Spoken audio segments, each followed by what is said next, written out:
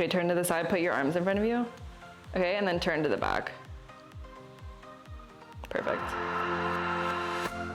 Hey everyone, my name is Annie Cooper. Hey, I'm Caitlin.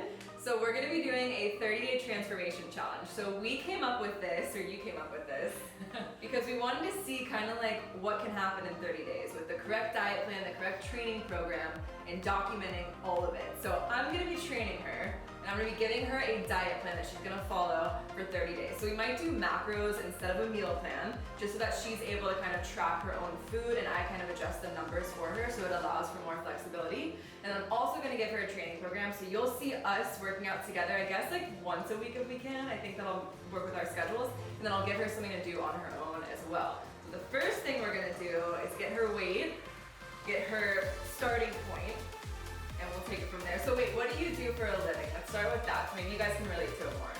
So I am starting my master's degree. I'm a student, and then I also work from home. So a lot of the time I'm sedentary, but I try to be as active as I can. And Annie and I met a few months ago, and we thought it would be really fun for our friendship, and also to see what kind of things can happen, as Annie said, in 30 days. And so I'm just excited to ramp up my fitness and get really into this. Yeah, and then she's leaving for New York, right? Yeah, like in exactly 30 days. So we gotta get this done. So this is crunch time. Okay, so first I wanna ask you, what did you eat today? Tell me just like a regular day of eating, what you had Let's try that again. Okay, so first I wanna go through like a regular day of eating for you and what you had without tracking anything, without any diet plan. Tell me what you ate today. Snacks, drinks, lunch, dinner, everything. Okay, so this morning I had a bagel, everything bagel with cream cheese, turkey and cheddar cheese, and then I had strawberries and cantaloupe on the side, about probably like a handful. Okay. And then I didn't have any snack today. I did have 2 cups of black coffee, and then I had for lunch I had a lot of pasta with shrimp, and then I nibbled on some asparagus. I probably should have actually eaten them. What was on the pasta? Red sauce, white sauce, olive oil? This really good creamy sauce Okay. from Trader Joe's. And then I did cook the shrimp in butter, so that was probably not the best. And then for dinner I had brown rice, chicken. It was like kind of like Indian chicken, and then I had some broccoli. And then we'll see about later, because I usually like late night snacks because I stay up late. What do you usually have? What'd you say? I usually have pasta, or sometimes I have like fruit, like sometimes I have a banana or something. Okay. But yeah, usually it's like when it gets later in the day, I feel like I don't have as much energy to like cook something healthy as I would, maybe earlier in the day. Got it. Okay, and it's only like 7:30, right? Yeah. So there's still a little bit more time, but she got through most of her day, which is why we're doing this at this time. But so little critiques that I would make is I would say definitely more protein. That's like probably one of the most important things. How much water did you have, by the way? I feel like I'm a little thirsty now, so I would say I probably needed to have more water. Okay. I went for like a light jog, so I would say like I didn't have enough water afterwards, because I'm kind of thirsty now. I did that about an hour ago, so I probably need to be drinking some more water. Yeah, so I would say the only critiques that I have is maybe a little bit more protein in breakfast, like something like eggs, egg whites, turkey bacon, turkey sausage, something like that.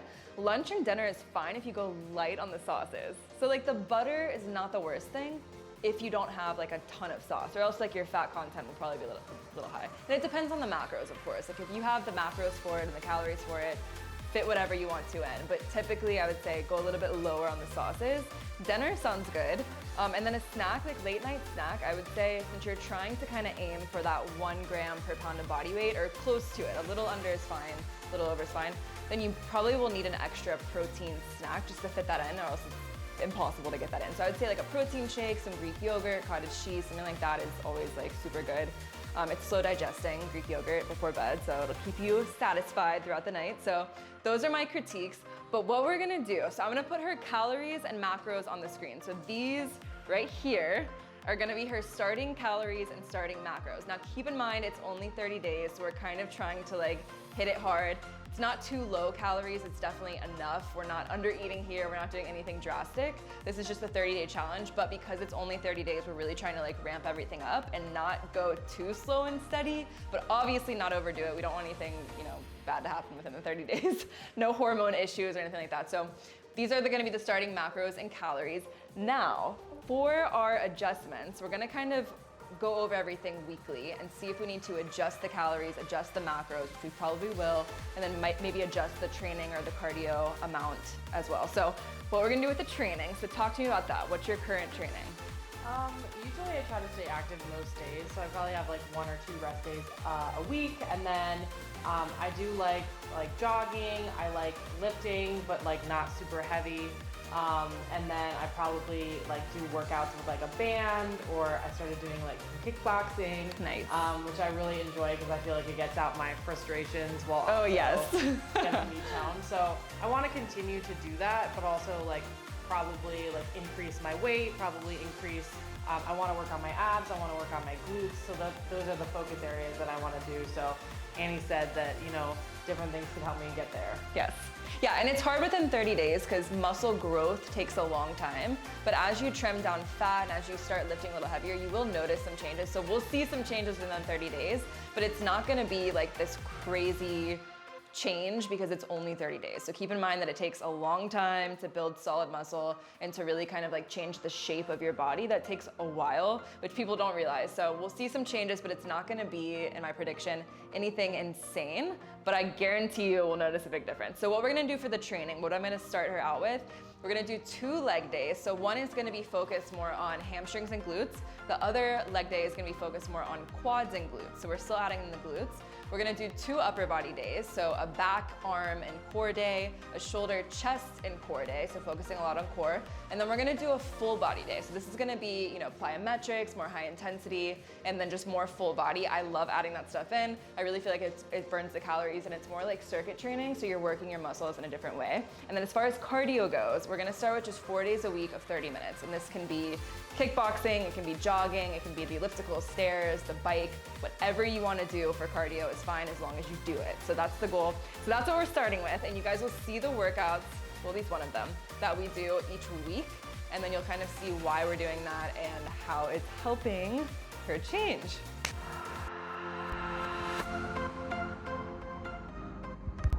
All right, so I'm getting my workout done. Let's see how Caitlin is doing. Okay, so this is day 2. I was in Colorado.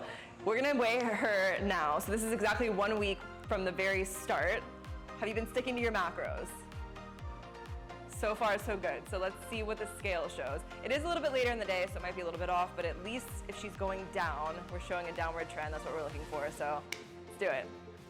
And I'm 149.6, down a few pounds from last week. Okay, all right, so today we're gonna go through the workout. So we're both pretty tired in our legs, so we're gonna do a shoulder workout. So what we have first on there is the shoulder press machine. So since we're in a garage gym, we're gonna do barbell presses instead. So typically what we're doing with this whole workout program is we're basically focusing on one compound movement. So we have two leg days. So one we're focusing on basically squats, and the other one we're focusing on hip thrusts.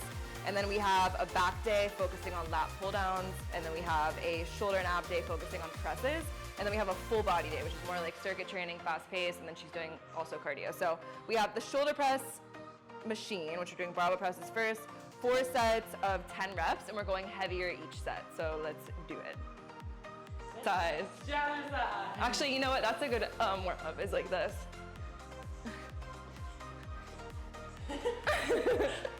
And 1, and 2. Okay, show you. So like, stretch it back, and do that a couple times. With this. Scoot over this way a little. Okay. Oh. Right. From here, reach out to the side, like that. Like open up your chest.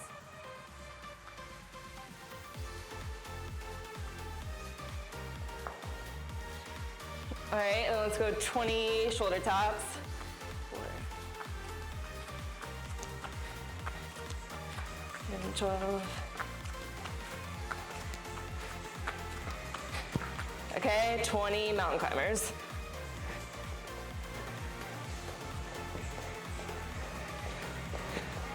$15, $16. Okay, and then 8, elbows up and down.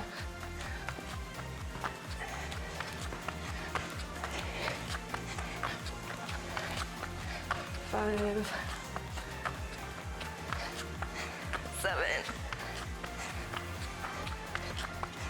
7, 9, 10. Okay, that's the warm up. All right, let me move this thing. All right, now we're getting into the real deal. So because we're in a garage gym, if she can't get 10, that's fine. We're kind of just focusing on strength and going to fatigue and going to failure on these. So yeah, we're just gonna go from here, chest and up. So, let me move this back for a second. Okay, so 10, right? Yeah. It's a little high up, this bench. But the bench position is not super comfortable to me, so I'm just gonna focus on keeping my core tight and sitting up tall, but I'm not gonna use the back of the bench as support, just because everything feels really close on this bar, so. Next one.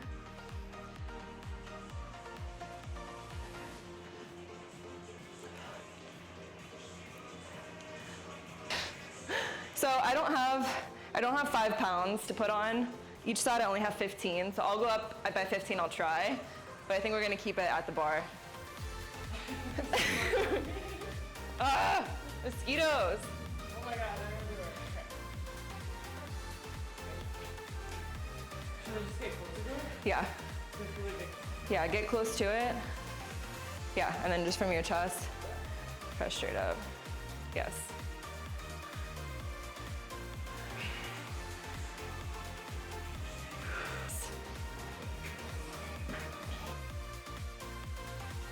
I don't know if I can get 10.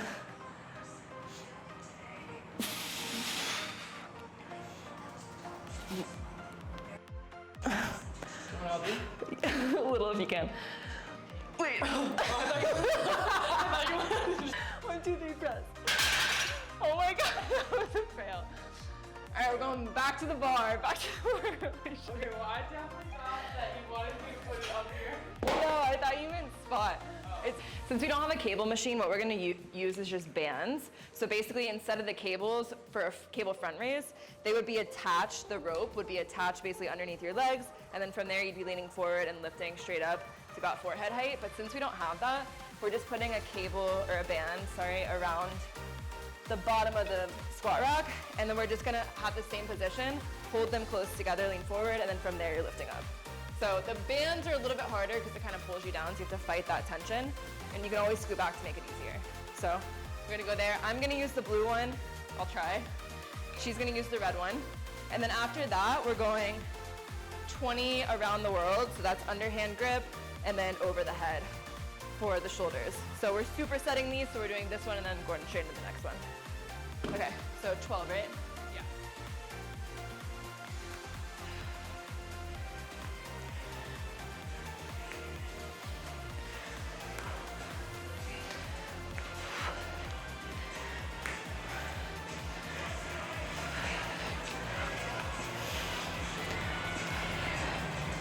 All right, so the same thing that we did with the front raises now, we're gonna do the same thing with chest flies. So we have on the program chest flies, which I think I had, was it dumbbell? No, it is the machine. Okay, yeah, that's why. So if it was dumbbell chest flies, we can do those. It was the machine chest flies, so the most similar would be using the cables. So all we're gonna do is, or I keep saying cables, the bands. So we're just gonna, we're just gonna wrap it around the squat rack, and then from there, you're kind of leaning on the front foot. You want your elbows slightly bent, but pretend you're giving yourself a hug. That's the easiest way to describe it. And then you're coming straight out to the center until you feel that squeeze in your chest, and then straight back out. So slightly lean forward, and if it's too easy, you can always scoot out further. That probably is good actually here. And then the second thing, I'll use this. So it's an Arnold press to a side raise. So basically that would be elbows up, don't rest them on your chest, and then you're coming around, and then you're bringing them down by your side into a lateral raise. And then you're just regrouping back up again. So it's Arnold press and then side raise. So those are our next two. At home instead of a gym and you only have certain weights, It's okay if your reps are a little bit less, just try to push yourself with that exercise. So if you have to do less reps because you're using heavier weight or vice versa, it's fine, just push yourself. It's the main thing.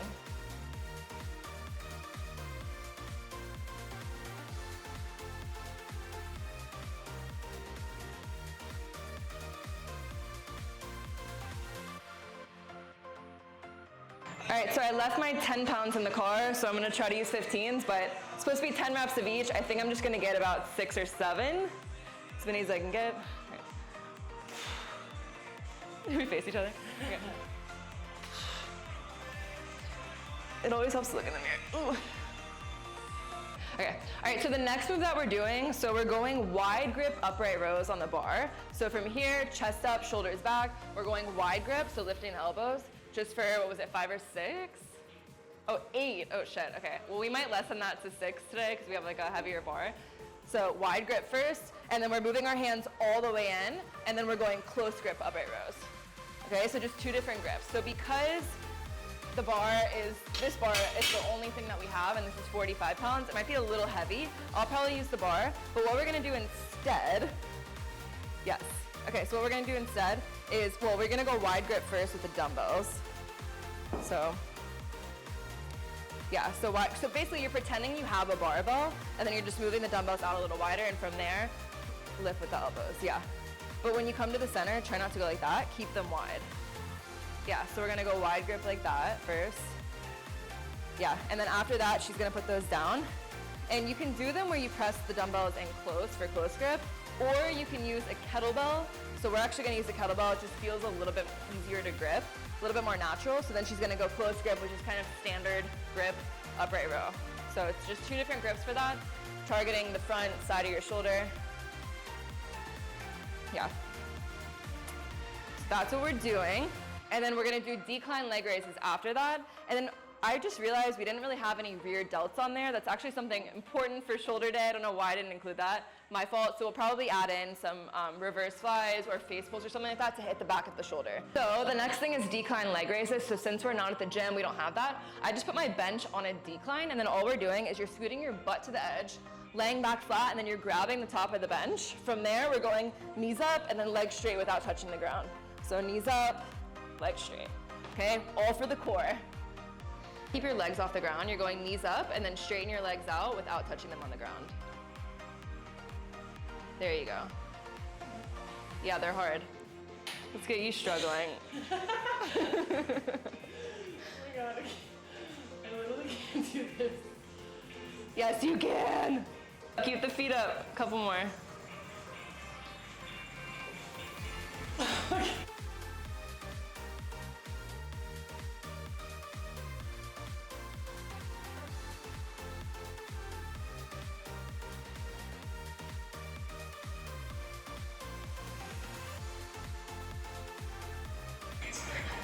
Okay, so now stand up. Grab the 5s. All right, we're gonna do a rear delt burnout.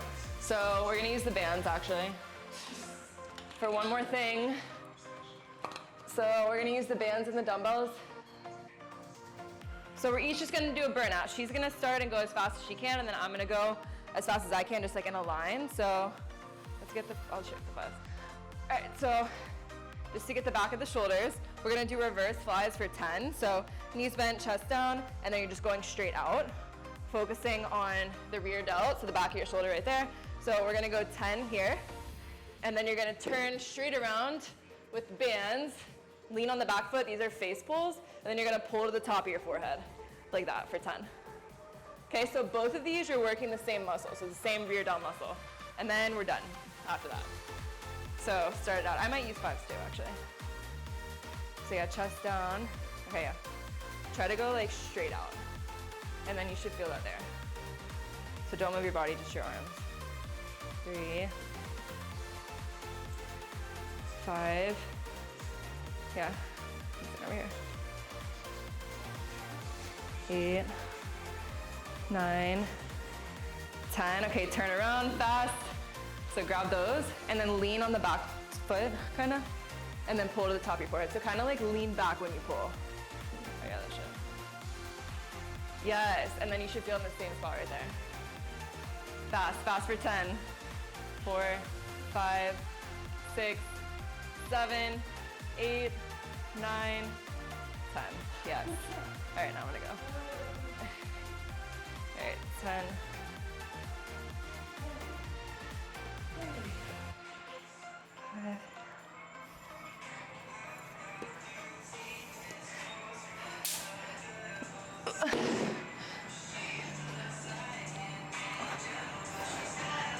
Yes, your back is really good.